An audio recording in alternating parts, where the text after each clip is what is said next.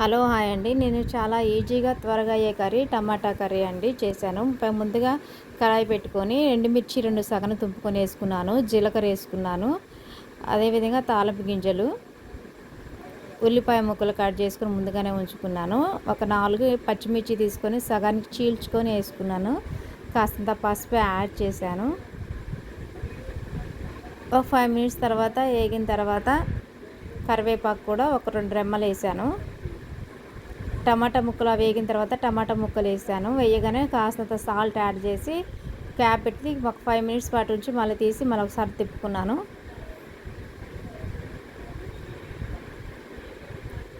కాస్తంత అల్లం యాడ్ చేశాను. మళ్ళీ ఒక 5 మినిట్స్ పాటు ఉంచానండి. వీడియో నచ్చితే లైక్ చేయండి, సబ్స్క్రైబ్ చేయండి,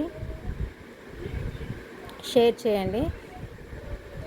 పచ్చిమిర్చి వేసాను కదండి, కారం తక్కువ యాడ్ చేశాను.